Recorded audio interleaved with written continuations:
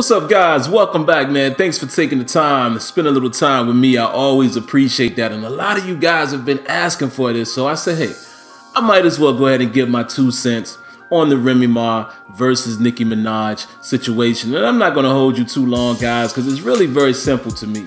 Plain and simple. Let's go ahead and start from the beginning, all right? So it was known, guys, that Nicki may have been taking slight shots, at Remy Ma. Same thing could be said about Remy Ma. A lot of people said that, some of the things that she has said in some of her recent, rhymes, months ago, what have you, weeks ago, whatever you want to say. But some of her, recent features, people were saying, do you think she's taking shots at Nicki Minaj? It's really been that way ever since Remy Ma has been released from prison, which is, I believe, about 2 years or so now, maybe a little less than that. But you guys know that. People have been saying that, it was drama in the air anyway from even when she got out. People were saying, do you think she's gonna go after Nicki, etc., etc. So obviously every time they heard Nicki Minaj rhyme, they would say, oh, well, she's going at Remy, and vice versa. So basically, guys, it came to fruition, right? Within the last month or so ago. Nicki Minaj was featured on 2 songs. The song with Gucci Mane was one of the main ones where she was taking some jabs at Remy Ma, which everyone basically thought it was at Remy Ma, right?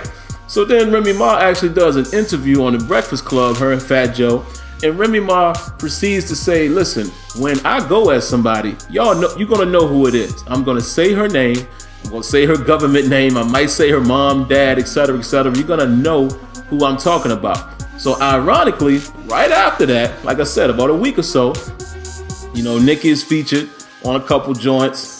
Mainly the Gucci Mane was the main one, because that was the one that people said had more potency to it. So then Remy Ma responds with Sheetha. And I'm just gonna let you know this, guys. This is my opinion.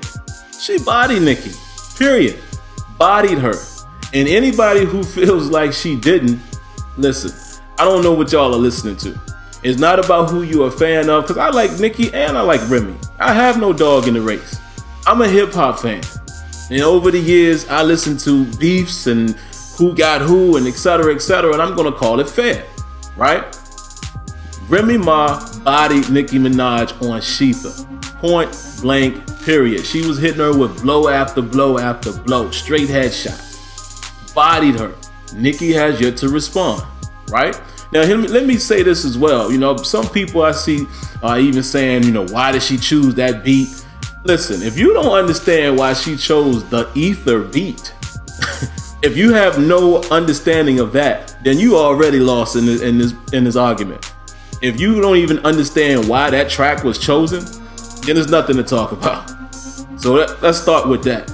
But like I said, it doesn't matter who you're a fan of. Prime example, I'm a huge fan of Jay-Z. I'm a huge fan of Nas, have been since day one. Through the 90s hip hop. That's my era, right? Huge fan of both of them. But let's just keep it 100. When Nas dropped Ether, it had a bigger impact. I still personally think Takeover was a better song because it was a song. I think it was better than Ether. But Ether had a bigger impact on the community because of the way it dropped and the way he was just picking fun at Jay. So it had a huger impact. But if you take all of that out of the equation and you just listen bar for bar, word for word, fact for fact, Takeover was a better song, but Ether had the bigger impact, no doubt about it. That's the main reason why Jay-Z had to come right back with Super Ugly right after that, and he got personal because he knew, Nas stunned him with that one. Nas touched him with Ether, so he had to come back and he got personal, talking about smashing his baby mom and all, he got in his feelings because Nas stunned him a little bit. And that's how it was supposed to be. So regardless of who you are a fan of, any of us should be able to listen to rap beefs and say, oh, I think oh boy got him, oh, I think she got her, whatever. So that's the case with Remy Ma and Nicki Minaj. However, Remy Ma responded with another song, another one.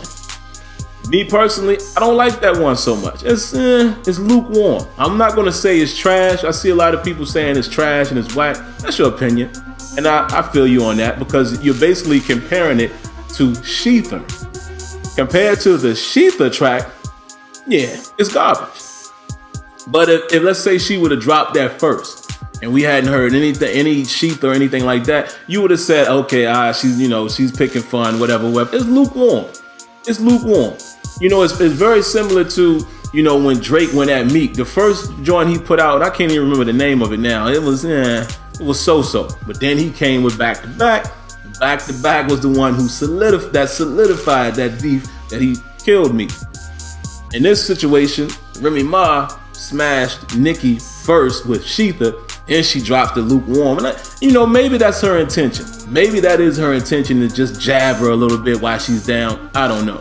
But I don't think it was necessary. I mean, again, one of the 48 laws of power say, never shoot beyond your mark. Never try to shoot further than your original target, so to speak. And basically, with Sheetha, you went for the headshot to kill. It's over. You don't really have to say nothing else after that. You know what I'm saying? You bodied her. All you had to do is basically wait for Nicki to respond, which she's yet to do. So in the eyes of public opinion, you've already won. So you didn't really necessarily need to drop another one. I know why she did it. I feel you, but that one was very lukewarm. But that's just my 2 cents on it, guys. Again, I'm a fan of both. I have no beef with Remy. I have no beef with Nicki. But I'm sorry. In this situation, Remy Ma bodied Nicki Minaj with the Sheetha track. Let's not forget that. You can't judge her just off of another one. You can't judge her off of that. Let's just remember what she did with Sheetha, period. And go from there. We gotta wait for Nicki to respond. And I don't want to hear all of the nonsense about, Papoose wrote it. Nicki Minaj has ghost. Listen, we don't know. Maybe Nicki Minaj does have ghostwriters. Maybe Remy Ma does. I mean, I don't think she does. Just, following her through the 90s. She came in the game like by herself. She was known for battling. I don't know. None of us really know. But at the end of the day, what difference do it make?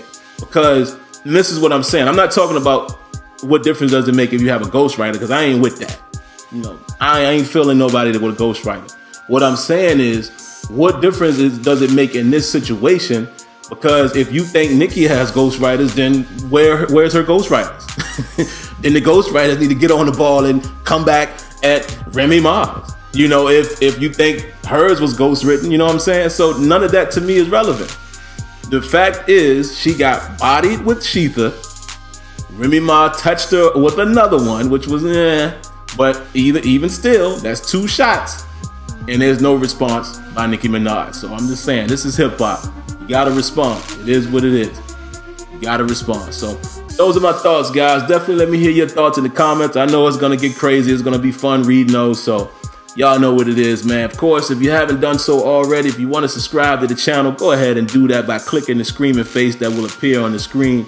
As well as, I promise you, it'll never hurt you to hit that like button. All right, guys, until next time, let me know what you think. Peace.